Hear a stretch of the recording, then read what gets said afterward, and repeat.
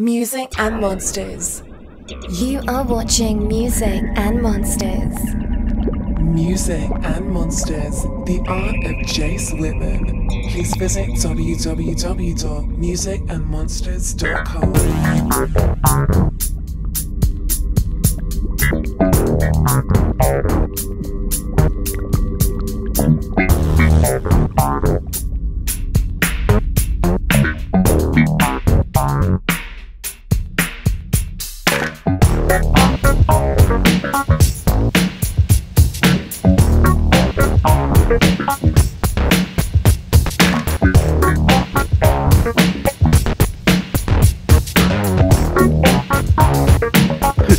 I grew up idolizing Ain't It Cool News, but I came about Ain't It Cool News maybe in the 90s, so I was probably mid to late 20s. Mm-hmm. And it was transformative for me to read. It was like-minded individuals. The way I look at it was like the Justice League of geeks.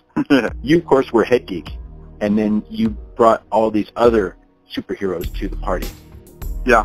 Like Moriarty, Drew McWeeny, Scott Swan, now Rebecca. It was something to look up to, and I really admired that you had made something that incredible from just you.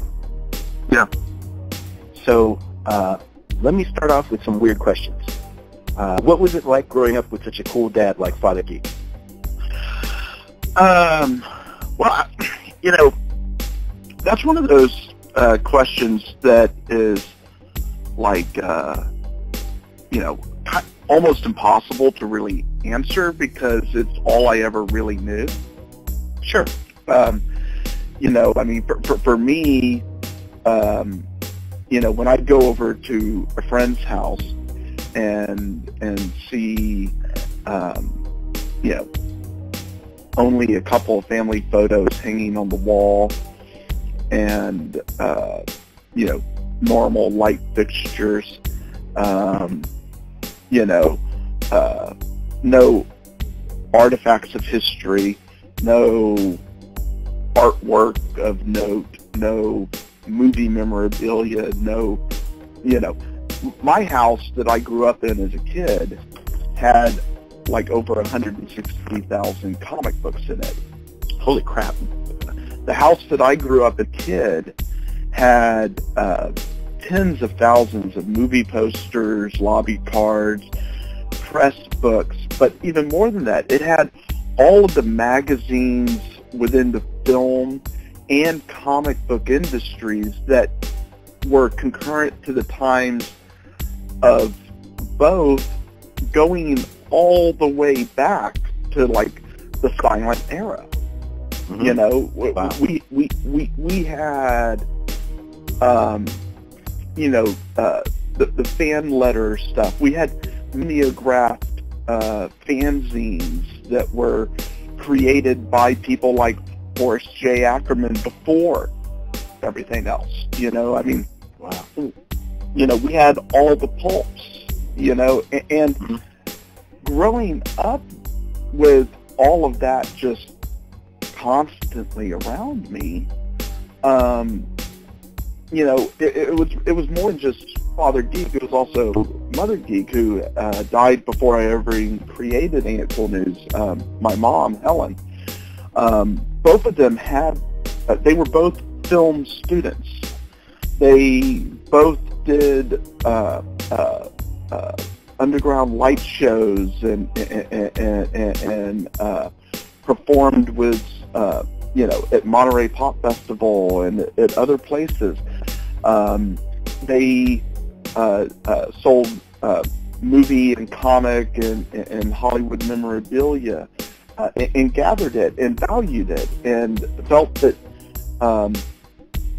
in teaching me about cinema, they began with a lot of black and white stuff. The movies that I grew up with would be introduced not only by auteur, but in many ways in the order that the auteur made them, because that's how auteur theory works. Sure. Is you have to watch, those silent Hitchcock films to understand Frenzy at the end. You have to watch it all. And it's that greater understanding, and to know where the artist was at the point in their career that they came to make the film in particular that you're talking about. I mean, they were making it not just because they wanted to, but because they were addressing an audience that was hungry for it at the time, or maybe had no concept of that. So it was, both Mom and Dad took classes at the University of Texas where you had like FDR's guy that worked directly with the comic code authority. I mean, not the comic code authority, but the actual comic publishing arms to get the proper level of, propaganda against, say, the Nazis and the Japanese during World War II. This guy also worked with Hollywood in making sure that they were getting the message out to help, because they were, when World War II happened, FDR's administration believed it was going to be a multi-generational war. They thought it was going to take, a long time to fight this war. They didn't think the Nazis would go down quickly. They were terrified of this battle, and they were preparing multiple generations to serve in the will of America fighting its way. So I grew up with all those kinds of stories, and my mom and dad, like my dad grew up with Forrest J. Ackerman's famous Monsters of Filmland, and the enthusiasm that Uncle Forey imparted in his magazine spread not only to my father's love of monsters and fantasy and science fiction, but my dad also happened to be a big honkin' Hopalong Cassidy geek. Not just that, but he loved all the cowboy movies, and he loved all the samurai films. He loved avant-garde cinema. He would sit down and show me, Swiss movies at an early age because it would help me learn to read faster if I was reading subtitles. Yeah. So Mom and Dad and all of their friends, which were all also college-age people that were Cine East. I mean, film was something that brought a lot of our friends together, that and music, literature, and food. They had a society called the Von Loon Society that would construct these amazing dinners, and everyone would come together and talk about film and a great book that they had read. It was a group of people that just wanted a reason to come together and geek out, even though they didn't know that the phrase geek out was what they were doing. Right. So, yeah, your dad, I've had communications with your dad and sent him some art, and he's like the anti-version of my dad. Your dad is like the coolest dad on the planet. My dad was not. I agree. And my dad owned a video store, and just out of luck, I don't know if you'd call it luck. I mean, he forced me to work there without paying me, but I got to watch all the movies I wanted to watch. So there was a silver lining to that. Absolutely. But yeah, so it makes sense now. I always kind of wondered about like I call it a comic book origin. Where did you get your superpowers from? It's in your DNA. Well, I mean, for me, it's very much like Clark Savage. Doc Savage. His father was a great man. And he was raised to take up those same ideals and beliefs and to take it with a degree of seriousness. I mean, like, sure, it's fun to goof off and talk about comic books and movies and have fun with it, but it's also a serious art form. It is.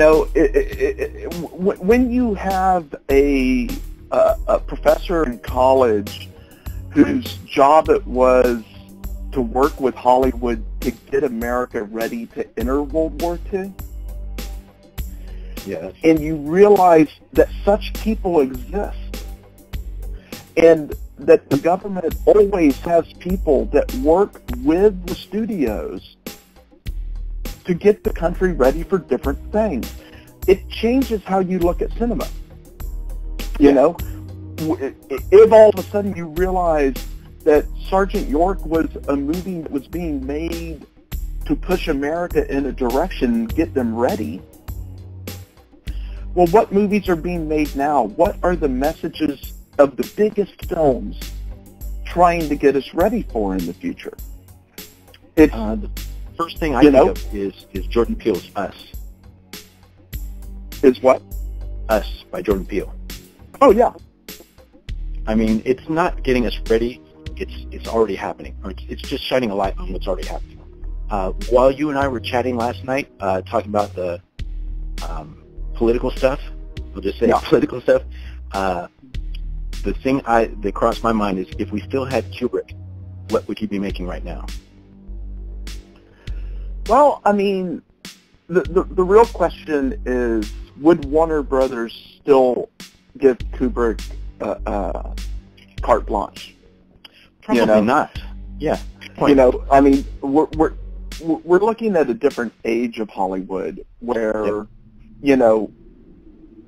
the person that Warner Brothers is trying to spoon feed us as the next Kubrick is Christopher Nolan.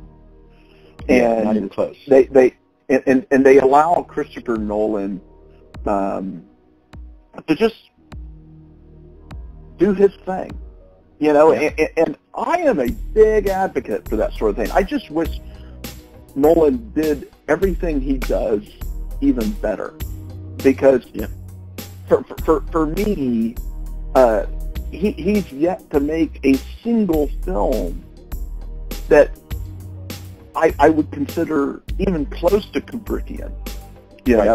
Like they're not even close. They I'm glad you said really, it. I'm glad you said it because they are really good films. He makes great films, but he doesn't make the puzzles that Kubrick made. Right. Well, he does, but they're not the same level puzzles. I'll just say that. Yeah, I mean, I'm going to have friends that are irritated. You can kind of figure them out after a first or second viewing. Kubrick films. Kubrick's, it takes 20 years. Not only that, it's a joy to dig a Kubrick film.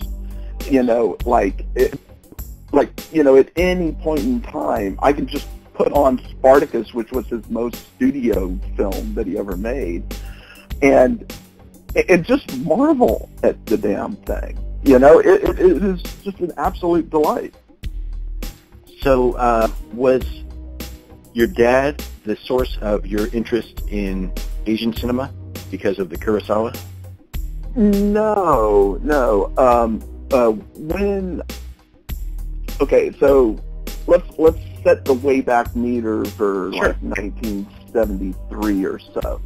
I am a 2-year-old kid, okay, and I was being drug around this country to, every comic book and movie memorabilia show there was. We were, that was what was going on. And at these shows, you had people that would set up and sell stuff like trailers, full-length movies in 16 millimeter. So basically, now when you go to a comic or movie or memorabilia convention, there's always those people who have like the black market videotapes and stuff. Yeah. Well, back in the day, you actually had to know at least the chemistry of a black room. You would get a 35 millimeter print, do a photograph reduction off of that to create 16 prints. And that's how 16 prints of movies throughout history sort of got out there into the world. And at the conventions, those prints would be around, and you'd have dealers that would have like a little projector set up, and they would reel up whatever, like if you wanted to see a cartoon before buying it or a trailer before buying it, they would, string it up and play it, and you'd watch. And I would sit there at these tables and like watch people doing that. I would go to the film rooms, which were oftentimes 72-hour non-stop film rooms where film was being projected in 16 millimeter around the clock. So is that the origin of Button-Number-Time? Absolutely, it was. Okay. There was a projectionist by the name of Bob Magnuson, who came from the sort of Spring, Texas area down by Houston, and he had an unquenchable thirst for cinema. And I knew him as one of my Uncle Bob's. He had another friend named Willie Patterson, who collected an immense amount of Shirley Temple cinema. Also a lot of Bogart and Cagney stuff. Bob had a passion for Errol Flynn and Tyrone Power. But he also had that Forey Ackerman passion for cinema de fantastique. He loved the great women of the classic era of cinema. He could not get enough film. He was actually one of these guys who joined the Peace Corps and took his film projector and about 200 films with him. And he would go to Borneo and stay in a hut that had the heads of Japanese soldiers that had been cut off during World War II in the ceiling, and he'd be asked to stay, and he would look up, and the islander that was giving him the hut to stay in said, "Don't worry, mostly Japanese," and yet he would go to the island and show cinema and allow people to see the glory that is Hollywood around the world. And he brought me back like a headhunter's dagger from there that he claimed was sheathed in human skin. And, it was I had the greatest childhood. Like, it was awesome. It sounds like but where my love for the martial arts cinema happened was seeing Bruce Lee movies at theaters and losing my mind. Like, I would stand up and do kung fu in the aisles and a child imitation thereof. And my parents decided to feed this, and when I would go to these conventions in 73, 74, 75, I would go up to the film booths and say, "Do you have any kung fu trailers? Do you have any animation trailers or commercials?" And, you could buy, like, a trailer for 50 cents. And I would sell Marvel superhero stickers, the ones that would have, like, little funny sayings coming out that you would stick on, like, your door or your locker. Yeah. And, you might remember there was a Peter Parker one that said, "Peter Parker picked a peck of pickled peppers." I'll never forget that, because the peck of pickled peppers Peter Parker picked. And I would sell the individual cards for like $0.25 each. And I'd make a profit of like the first recording of me in media history was out of a Texas A&M newspaper from an Aggie Con, where I made a profit of something like $3.25 or $2.75, I can't remember. And with that extra money, actually at that convention, I bought an old 1960s Aquaman cartoon. Wow. And I still have that. And,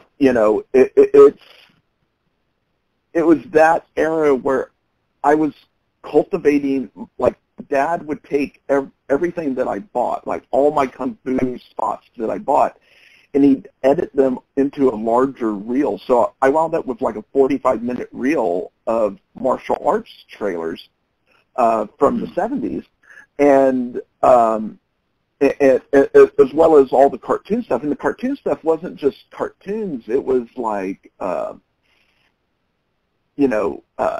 ads for the Jack in the Box shakes ads, and like it was commercials that had animation in them and stuff.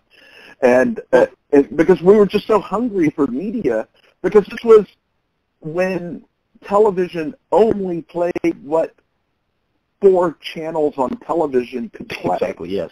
And it's something that it's almost impossible to express to a generation of today, because today, I mean, truly, you can watch videos of cats licking their butts all day long and see not the same video twice, right? Like, you can see unique cats licking its butt all day, every day, without repetition of a single cat butt, That would have been an absolute impossibility in my childhood, Like, I would have loved it then too, but no, I mean, what I wonder about is, do you think that the lack of scarcity is going to affect future geekdom? It's on one hand, people like you or me, it's like it's a smorgasbord. You watch whatever you want on the internet, but at the same time, people just have a overabundance of content. So I don't know if we're going to have the hardcore geeks anymore. Well, I think you will. I think you will. It all depends. Here's the thing.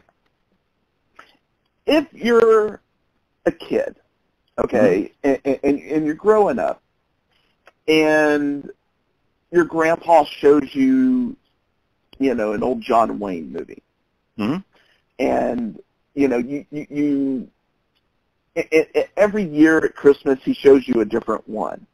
Yep. Okay. And you don't really think much about it. And in the time, you're sort of acting antsy, and you feel like, your butt just wants you to pull out the phone, or maybe you did pull out your phone and you were playing some game on your phone while your grandpa showed you John Wayne. Then your grandpa dies, and you're a little bit older, and you sit there and you try to think, what was your experience with that person? Okay? Sure. And then, if you decide to deep dive on Grandpa's John Wayne, you can discover more. And the thing that's fascinating about today is, if you have the slightest interest at all, and you know how to do basic searches, you can learn everything about a subject. It's true. You can watch every weird film ever. Now, how do you find out about these films? That's the harder aspect, but if you start diving into it, if you just do a search for cult movies, you'll go down a rabbit hole on the internet that you won't come out of for at least 6 years. That just searching cult movies online can give you 6 years of viewing. That on the other end of that, you're going to be a completely different human being. Yeah, and for the better, I hold. I think the analogy is it's like you're bitten by the radioactive spider when you watch those things. No, I mean, and the thing that is precious about what has happened with the internet and the just everybody and their brother sharing love of cinema out there or hate of cinema.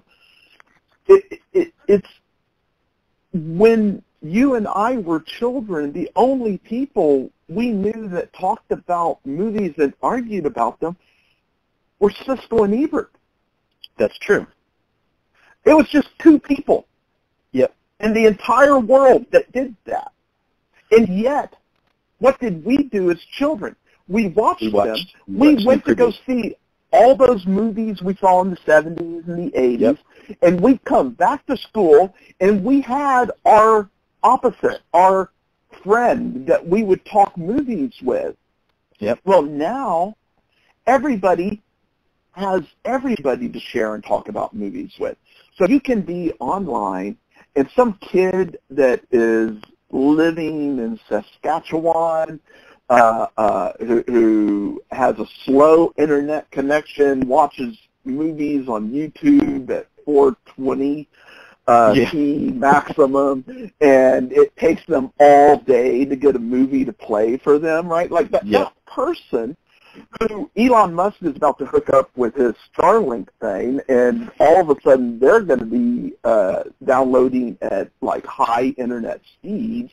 Yep. Yet they're going to have a whole world of cinema that they suddenly get woken up to. And if they go online, they have the capacity to find other people who love film. That was what was so important about Famous Monsters of Filmland. Yes. That magazine was proof that you were not alone on this planet. Okay? And that was what Jomo and I talked about in the last episode. I don't know if you've heard that yet, but he sends his love, by the way. So we went in deep on I Corey. love Joe. He is. Joe is awesome. And yes, so it's interesting because like Joe and I, similar to you, like we never talked on the phone, but we did talk once in person. We were introduced in the hallway at Monsterpalooza. So, but we went in deep on Forey. And one of the things I thought of after the conversation was like my childhood dream was to be one of those kids that got a letter or a picture in Famous Monsters. Like Forey created a whole universe. Yeah. No, I mean, what I love is, you know, the first published work of Stephen King is a letter and a story he sent to Forey Ackerman in Famous Monsters of Filmland. You know, like, there you go. Forey still had it. Well, it's crazy. And the whole reason that people like Guillermo del Toro and Peter Jackson and Frank Darabont and all the filmmakers that, you know, I became like bosom buddies with back in the day, it was all because, one, I had all the Famous Monsters, and two, we could talk like lost children brought together by the singular love. You know, I mean, that's what a passion for Ray Harryhausen and George Powell and you know, Willis O'Brien and, you know, Jim Danforth, all the people that touched on stop motion were like gods to us, you know, Phil Tippett. And for me, it was Forey introducing people like Jack Pierce. It's like, that's the guy. And it's, you know, from a very young age, it's like, I want to be Jack Pierce. Well, and not only did he introduce us to people like Jack Pierce and, you know, all the Westmore family and, you know, the entire, you know, Lon Chaney, when you read the magazine, he gave enough detail about the basic materials that they worked with, right? Exactly. So you learned about rigid collodion. You learned about mortician's wax. You know, you learned about how on the Mummy it was basically paper towels affixed with a spirit gum that would then be sprayed with like women's hairspray that would create the paper to wrinkle up. And then they would paint a liquid latex on top of that and then start shading on. Like, you learned the detail. The magic power was being conveyed to you if you simply read. And that's something that you don't really see a whole lot of in like the genre coverage by new generations online. There's not a lot of how to this stuff happen.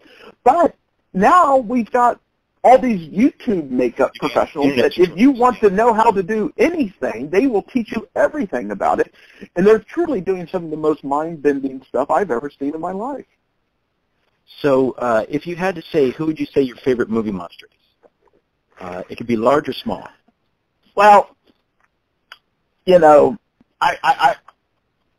my, you know, co-favorite movie of all time is King Kong. The 1933. But I have never considered King Kong a monster. For me, he is an animal just trying to enjoy his life on an island. A sweet beast. Right. He is not, you know, a monster. A monster for me is something you can't reason with.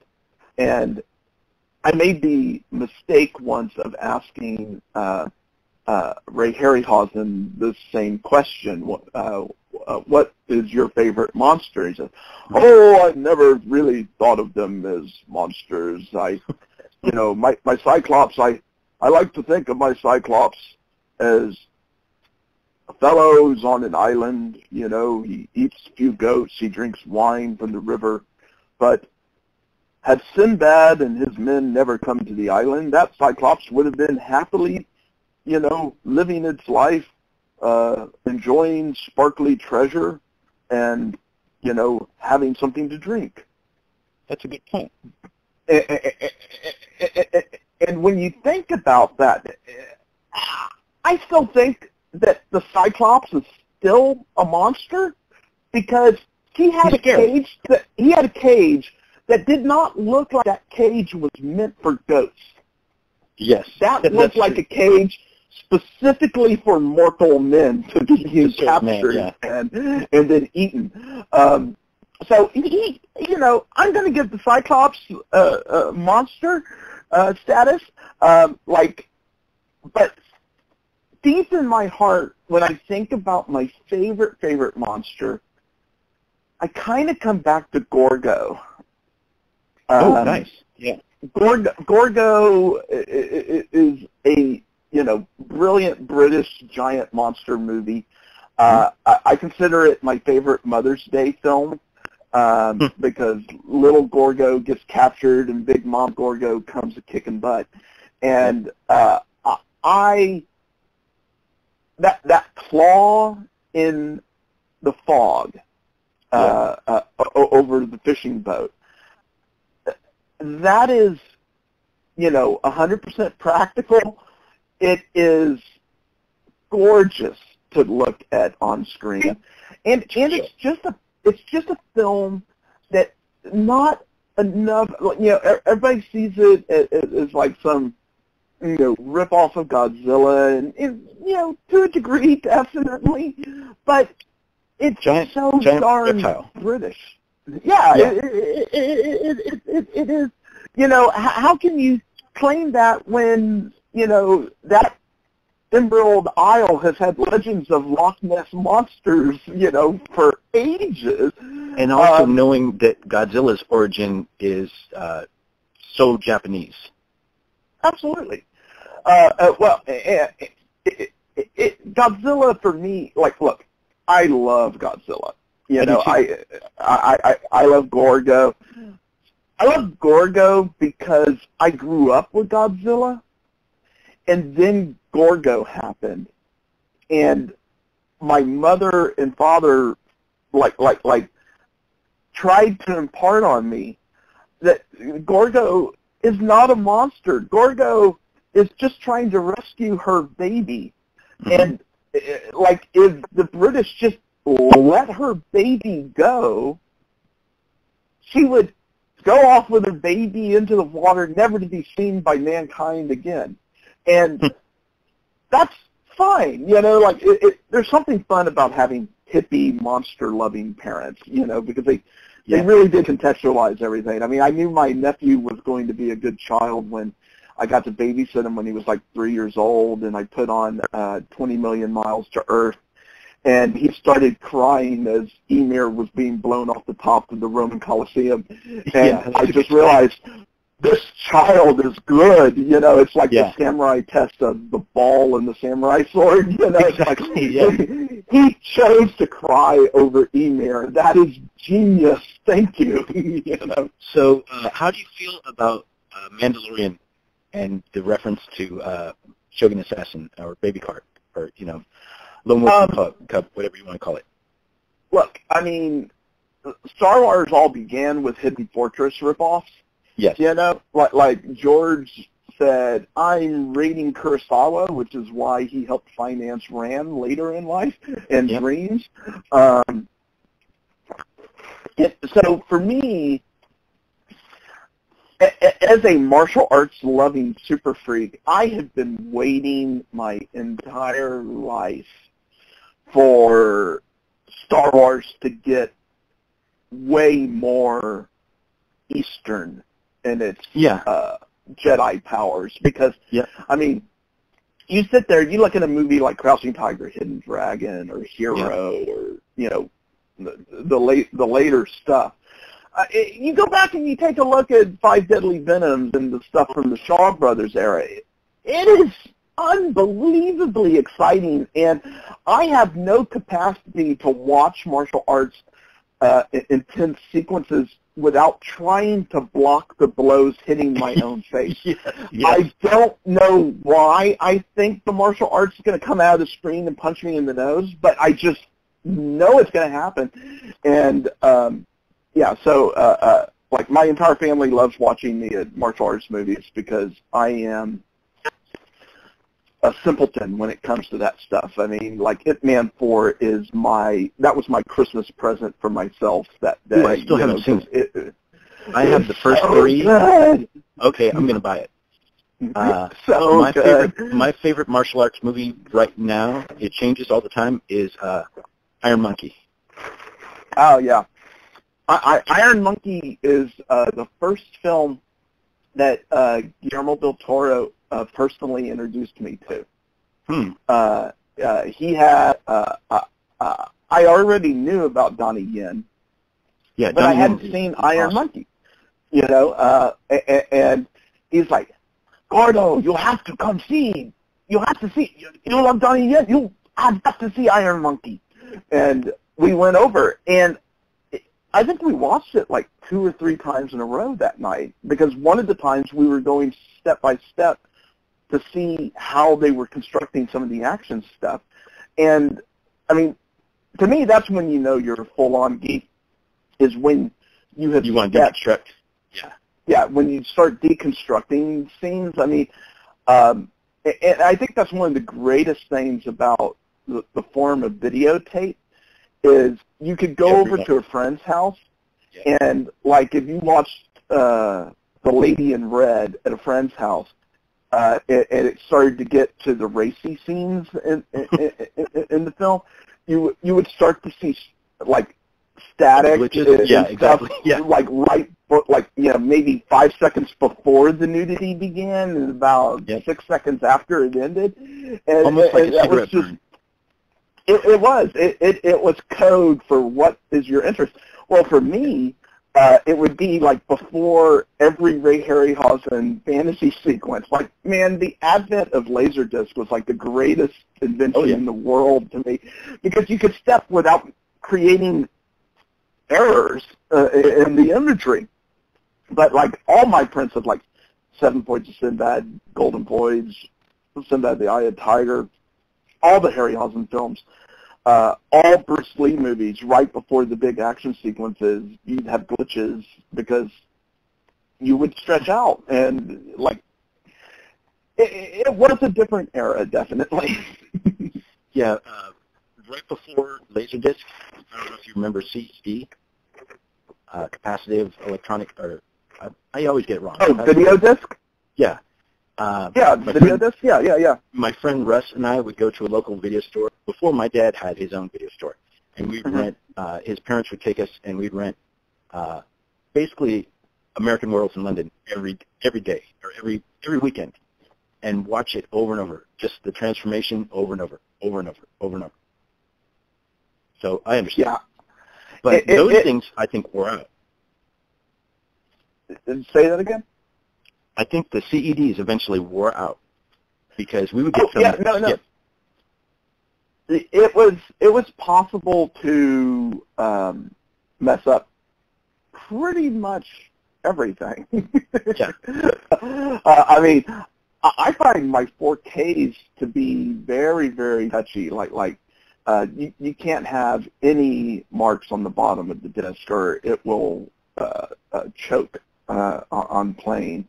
I had some problems with my Apocalypse Now, the most specialist edition, or whatever they want to call it. Yeah, the Redux one. I was having trouble getting it to play with Dad because it had some smudges on it. It took a long time for me to get it to work.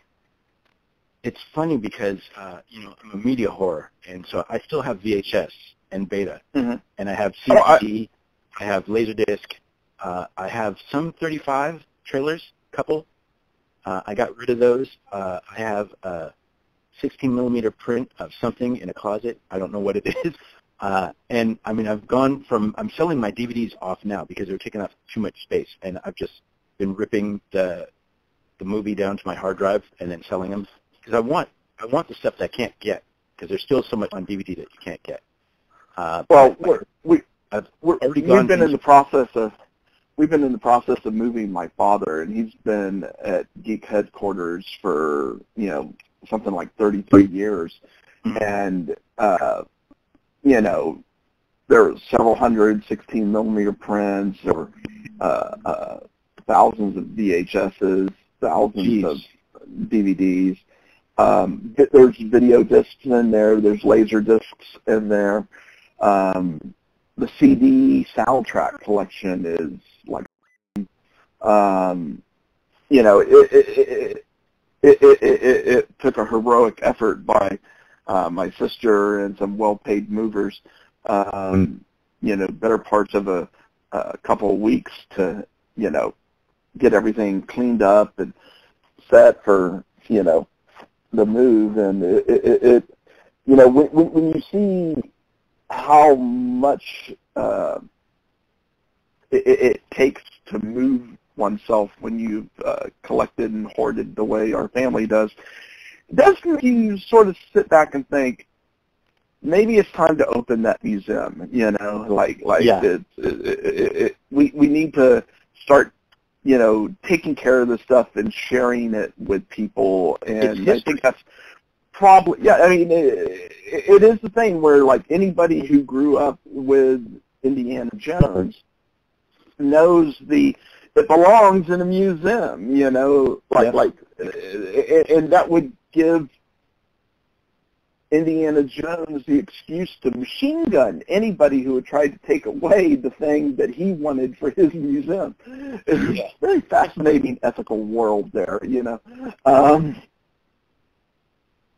I have a curveball for you.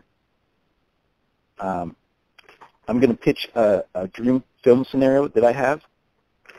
So imagine a new version of Frankenstein, remaking the James Whale version of Frankenstein. Cast Jeremy Irons as monster. You have Rick Baker do the effects because he could do all that. Who would you choose to be the director? Well, I had this conversation with Guillermo del Toro before. I have his name written down right here. That's funny. Yeah. I'm not sure that Guillermo would go with Jeremy Irons. I think he's completely in love with Doug Jones, and even better.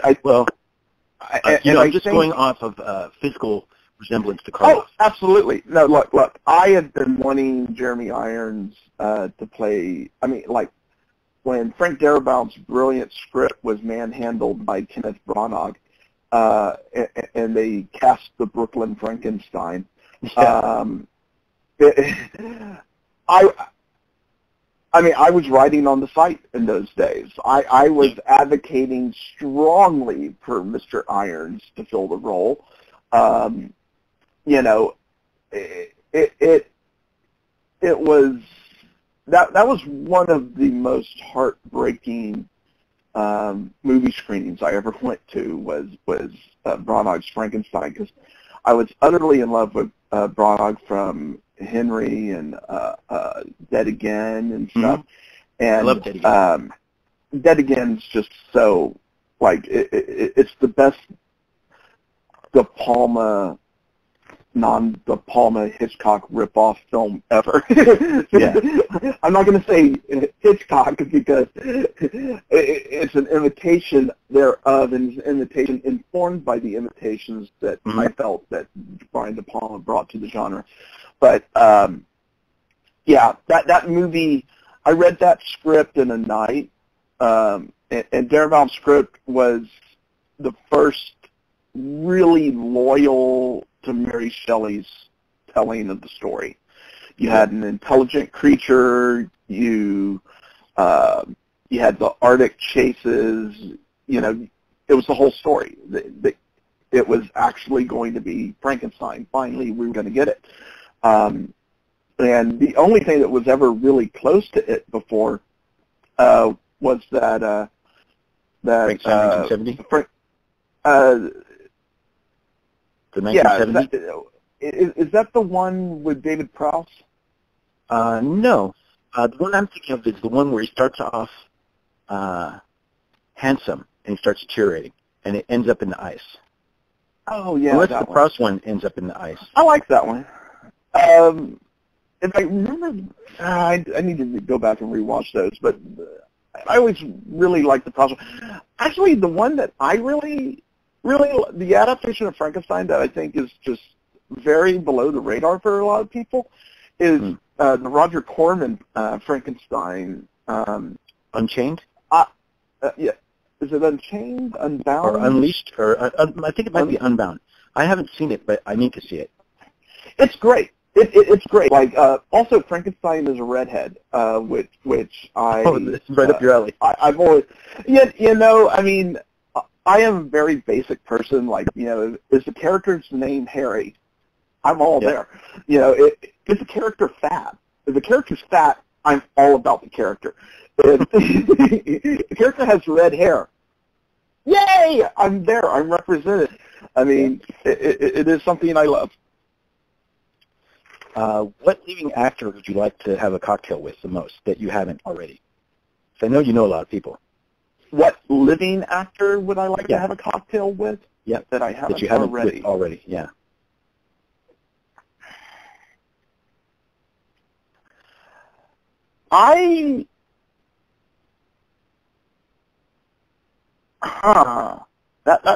That's tough. Because I'm thinking of a lot of people that I do know, and I got to get rid of them.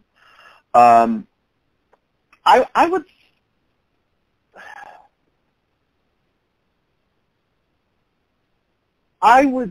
Oh my God! Why is his name blanking on me at this moment? Tell me a film. He played the comedian in The Watchmen. Jeffrey Dean Morgan? Jeffrey Dean Morgan.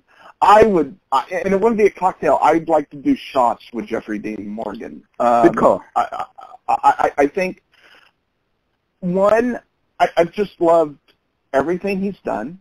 I think everything he's doing on Walking Dead, I'm 100% behind. I love where they've left his character, and I'm eager to see where it continues. But he seems like he would be a real good time to shoot the shit with, you know. I agree. good choice. Who's your favorite superhero and why? My favorite superhero and why? Well, I have an undying love for Herbie the Fat Fury. Because one, his name began with an H, and two, he was the Fat Fury. And his superpower came from superpowered lollipops, where each lollipop gave you a different power, and he had like a stash of different lollipops that he would pull out of his secret compartments, and he would lick them, and he would become invincible, or he could. It's not that he like really flew; it's that he walked on air casually, like he had a toilet plunger on his head, so he was always ready for a problem if he had a sticky situation. But he wasn't in a whole bunch of comics, but he did meet the Beatles.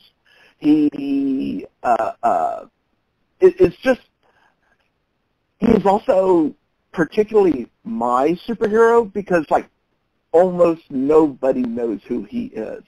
I'm not sure one of it. Like if you just look up Herbie the Fat Fury, you'll start to see like images on Google instantly, and you'll look at him and you'll start to wonder like, this looks insane, and that's the joy of it. There's also Fat Man the Human Flying Saucer, and he had a blonde crew cut. And it's also like a 1960s superhero. Like they did a lot of wacky stuff in the 60s as everybody was going superhero crazy. But my favorite superhero team is the Fantastic Four. Although Challengers of the Unknown are also very beloved. I'd say my favorite DC comic line is the Dinosaur Island run of comics, because it was World War II, but on an island that had dinosaurs, and so you'd have the U.S. fighting the Japanese, and in the midst, it was basically like, imagine if Skull Island was a island of opportunity during World War II, and Kong was already gone because he was taken off the island in the 30s, right? And inside all the caves, you had Japanese soldiers waiting with flamethrowers, but there'd be a vicious man-eating stegosaurus in there. And that's the thing that I loved about Dinosaur Island. Everything wanted to eat you. They had plants that tried to eat you, and it was like army men. And so you could go home and play with your plastic army men and your plastic dinosaurs in your giant sandbox and have great battles, and the comics just conjured that. I mean, as soon as you see men trying to airdrop onto the island being attacked by pterodactyls, why haven't we seen that fucking movie, man? That is the greatest movie ever made is Dinosaur Island. Warner Brothers has the rights, and they need to fucking make it, and it should be Spielberg's movie, right? Like, Spielberg should do Dinosaur Island. Anyway. Okay. All right. I have to track down Dinosaur Island. So yeah, you can. Yeah. So on that note, comic, you would love it. You would love it. It's right up your alley. Okay. Cool. What film soundtrack do you listen to the most? Or let's just say your favorite film soundtrack. Looks like a Sophie's Choice. I really, it's hard. It's hard. I love Eric Wolfgang Korngold's Adventures of Robin Hood. I listen to it all the time. All the time. Like, it's, like, especially in the years of robber barons running our government, the notion of, Eric Wolfgang Korngold writing the soundtrack to Robin Hood, specifically so he could pay to get his family out from behind the Nazis. That there's something about that music, and then knowing the history of why it was written and when, and it was specifically the money for it. Like when he got finished writing the score, he got paid and he was able to liberate his family. That is an astonishing story for the Robin Hood soundtrack. And when you listen to it, you feel the urgency of doing the right thing, which is in there. But I'd probably say the soundtrack that I've listened to the most is it's a portion out of the Busby Berkeley collection, specifically from the movie Footlight Parade. And every shower I take, I listen to Honeymoon Hotel and Footlight by a Waterfall, as well as Shanghai Lil. Those three numbers, which come at the end of Footlight Parade, is what I listen to every time I take a shower. Like, and so that's like a daily occurrence. So, like, I think it has. I've been that way since childhood. I love it at a level that is abnormal. That's definitely abnormal. Nobody's listened to it as much as me. I refuse to believe there's anybody out there who has. So on the topic of music, what was your favorite concert experience? My favorite concert experience. Mm-hmm.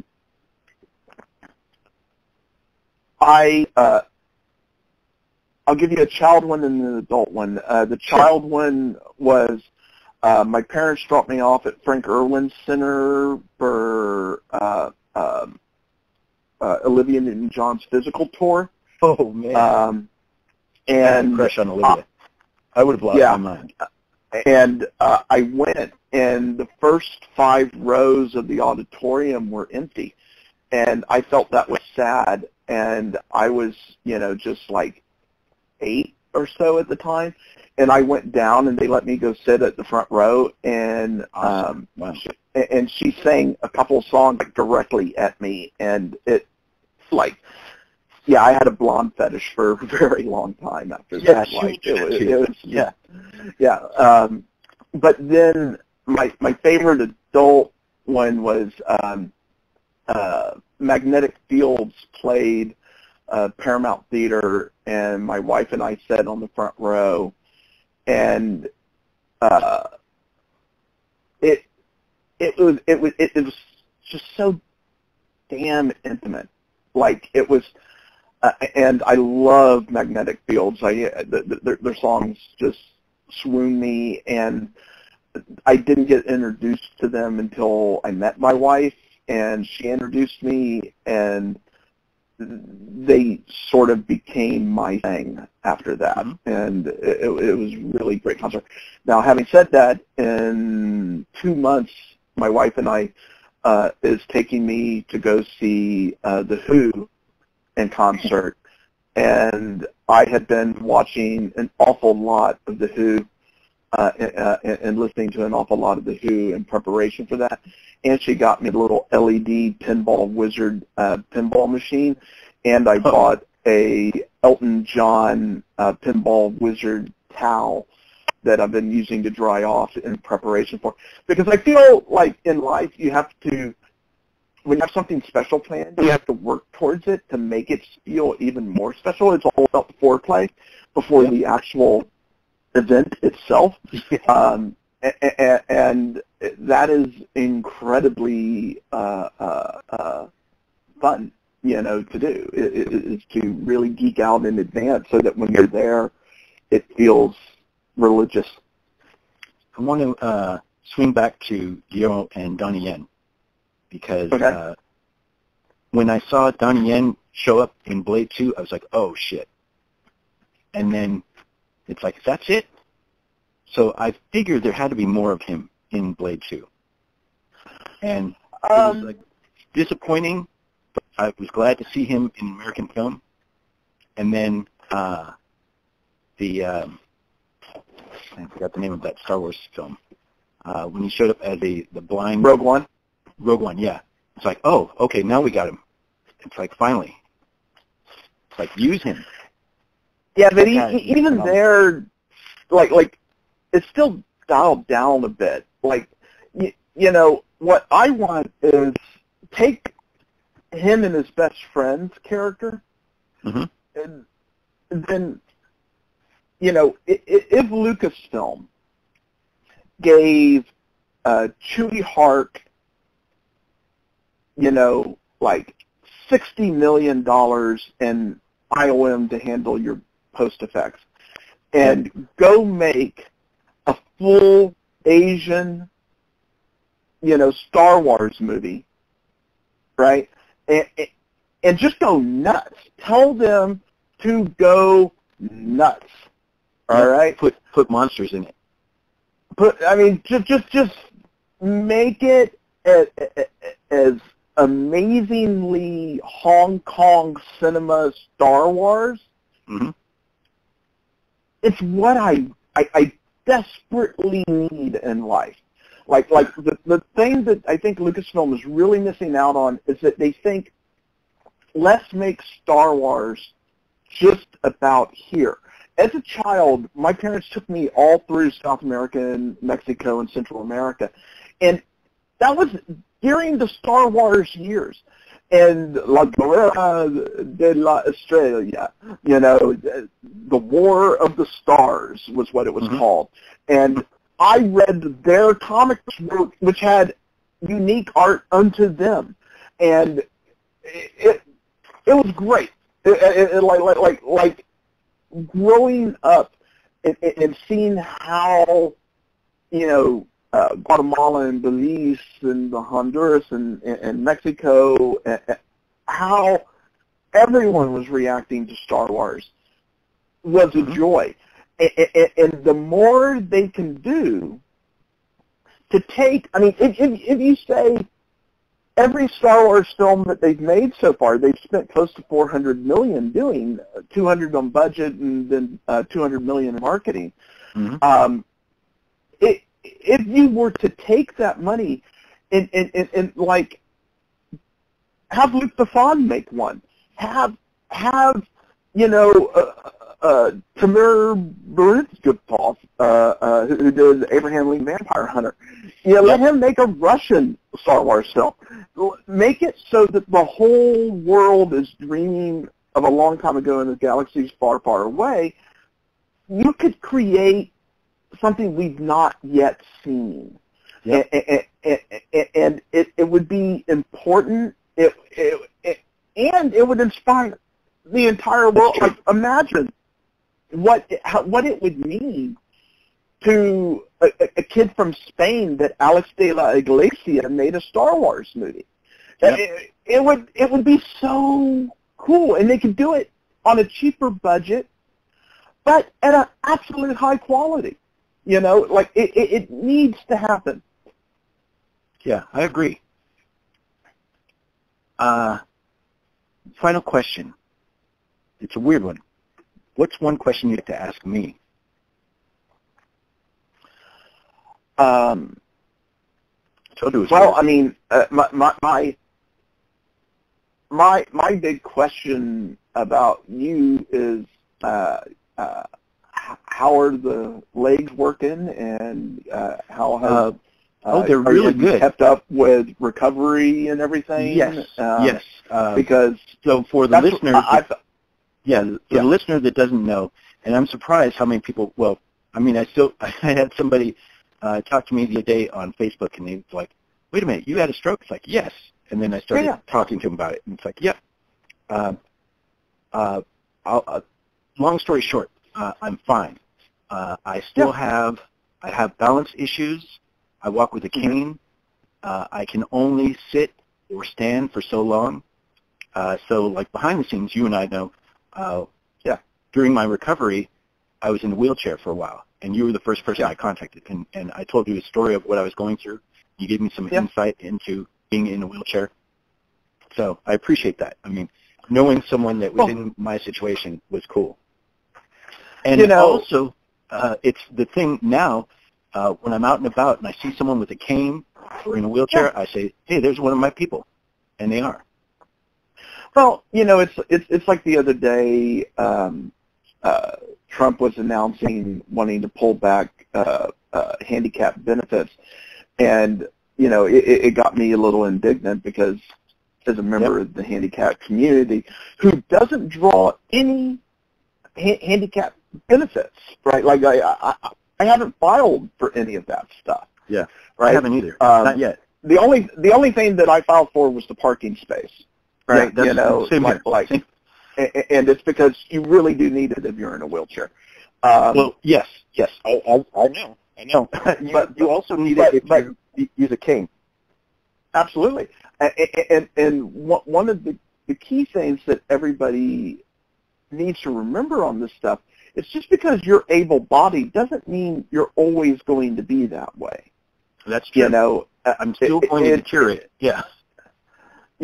I mean, for me, one of the most amazing things about going to something like Comic-Con or Monsterpalooza is seeing the amount of people of every walk or role of life. You see that, it doesn't matter if you are a jock and an athlete or if you are somebody with multiple sclerosis. This world of fandom accepts you and loves you and wants you to be a part of it for the rest of your life. Agreed. That is something that comes from loving monsters and having the love of monsters brought to me by Forey Ackerman. It's because, every monster was out to get a girl in all those movies, and every monster was out to just, get the basic necessities in life, and every monster was us. Every monster out there is somebody who felt disenfranchised or unseen in the world. Misunderstood. Absolutely. My connection with Frank is a monster.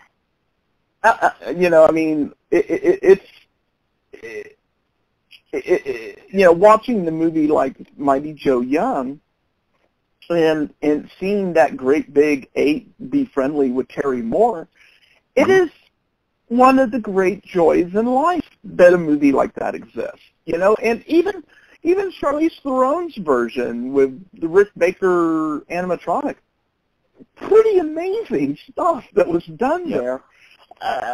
Harryhausen and Willis had enjoyed their shared Oscar, but it's I tell you, last thing that I would ask you is, what is your favorite Western? Oh, High Plains Drifter. High Plains Drifter? Uh-huh. Very cool. Very cool. It's, because Eastwood is possibly a ghost, a vengeful ghost. And painting the town red and writing hell on there is beautiful. Yes. And the music is awesome. It's the chills just thinking about it. Yeah, I adore it. It is very good stuff. Well, it is a pleasure coming on, and I hope thank you for being on. If you continue this show, that maybe we can have a chat in someday. Yeah, it was absolutely a pleasure talking with you. Great talking with you, too. Have a great day. Okay, take care. Music and Monsters. You are watching Music and Monsters. Music and Monsters, the art of Jace Whitman. Please visit www.musicandmonsters.com.